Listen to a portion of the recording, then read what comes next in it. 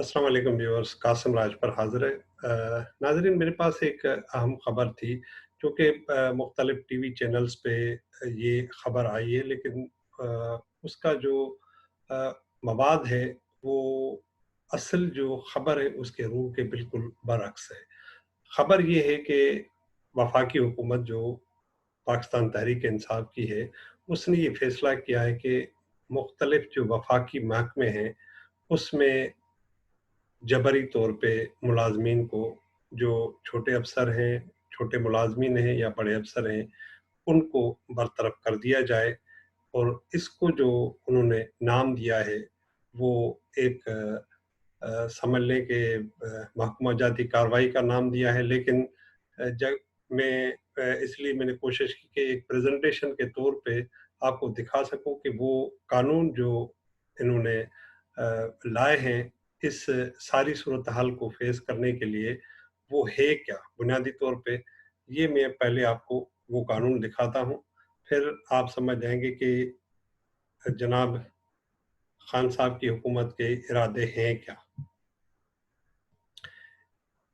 अच्छा, इस कानून का जो नाम इन्होंने रखा है कि directory service retirement from service rules 2020।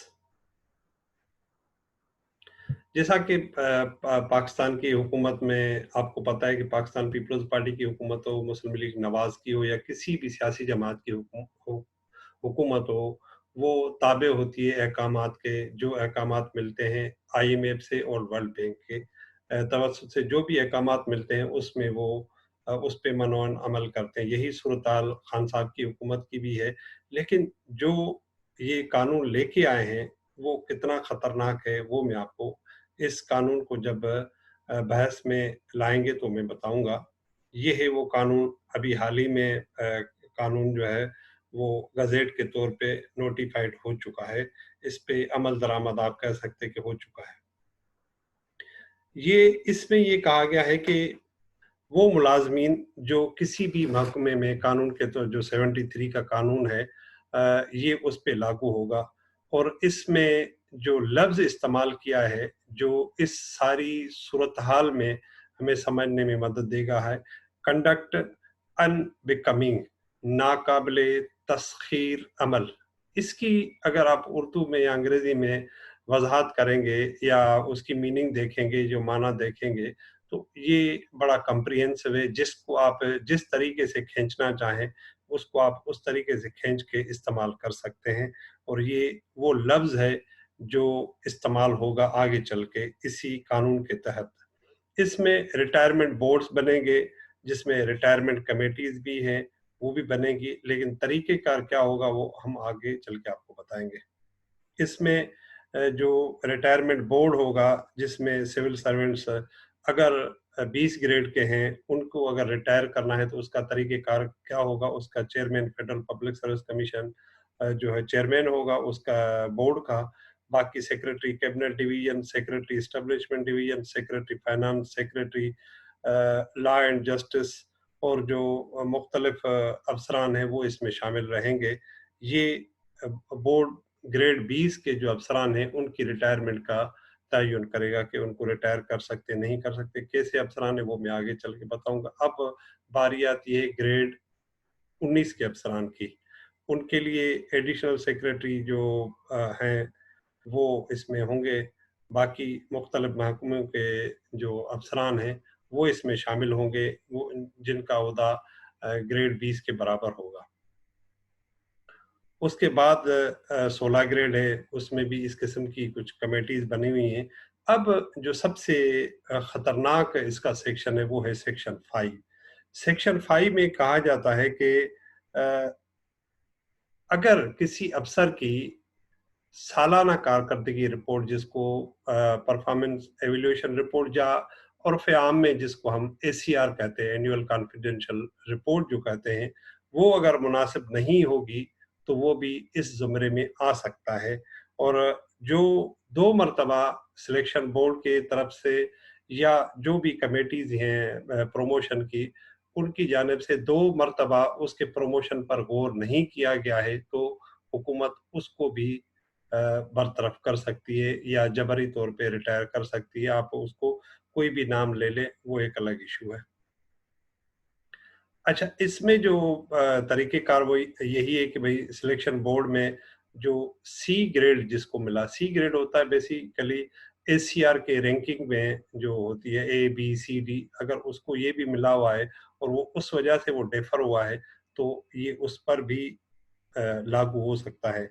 इसमें ये होगा कि तमाम जितने भी वफाकी हुकूमत के महकमे हैं, वो तरीक़ेकार तय करेंगे और अपने-अपने महकमे के अंदर वो देखेंगे कि हमारे पास इस किस्म के वो कौन से लोग हैं, जिस पे ये कानून लागू हो सकता है या इस कानून का इतलाक़ हो सकता है। ये बड़ा इम्पोर्टेंट है जो कानून है, उसके जो सेक्शंस हैं, उसमें आगे चल के ये कहा गया है कि वो अफ़सर या वो मुलाज़िम जो किसी भी ग्रेड का हो, ख़ास तौर पे 16, 17, 18, 19, 20 ग्रेड का, अगर उसका मामला कभी भी नेब में गया हो और उसने प्ली बार्गेनिंग की हो, तो वो भी जो है वो अफ़सरान रिटायर किए जा सकते हैं। अच्छा, इसमें बड़ी इम्पोर्टेंट जो बात है, वो ये है कि इस कानून में वो लोग भी आ सकते हैं या वो लोग आएँगे, वो अफ़सरान आएँगे, जो वैसे तो वफाकी हुकूमत के मुलाज़मीन हैं, लेकिन अभी किसी सूबे में काम कर रहे हैं, लेकिन अगर सूबाई हुकूमत ने भी उनकी कोई इस हवाले से कोई रिपोर्ट दी है, तो वो वफाकी हुकूमत उस पे अमल दरामद करवा सकती है। मैं समझता हूँ कि ज़ाती तौर पे मेरा जो थोड़ा बहुत मुतालिया या मुशाहिदा है, उस हिसाब से ये एक काला कानून आगे चल के बन सकता है और जिसके अगर ये इम्प्लीमेंट हो गया और ये इस पे अमल दरामद हो गया, तो आप समझ सकते हैं कि सैकड़ों नहीं, हज़ारों की तादाद में वफाकी हुकूमत के जो मुलाज़मीन हैं, वो इसके ज़ेर ताब आएँगे और इस कानून के जिस तरीके से बेदरेग इस्तेमाल करके मौजूदा हुकूमत कोशिश करेगी कि महकमों में जिसमें सबसे ज़्यादा जो प्रेशर है वो वर्ल्ड बैंक और आईएमएफ का है कि आपके जो कॉर्पोरेशंस है, जो महकमे हैं वफाकी हुकूमत में, उसमें ऑलरेडी इतना प्रेशर है कि वो जो तनख्वाहें और पेंशन का बिल है, वो आपका 60 और 70% हो जाता है सालाना बजट का।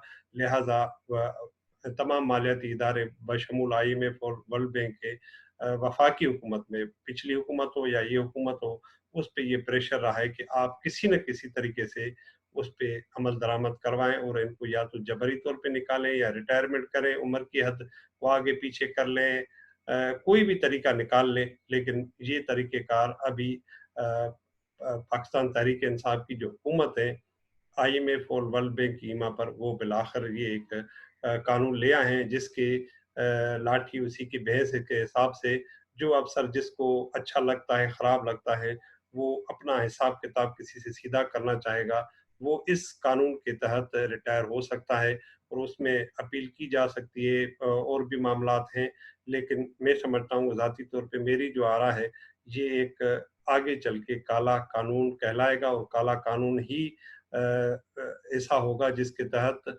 वफाकी हुकूमत और उसके महकमे जो है, वो तमाम मुलाज़मीन को अपने काबू में रख सकते हैं और कोशिश यही की जा सकेगी कि ज़्यादा से ज़्यादा मुलाज़मीन के जो है वो जबरी रिटायर किया जाए, जिसको आप कोई भी नाम दे दें। कासिम राज पर इसी के साथ इजाज़त चाहता है। अल्लाह हाफ़िज़।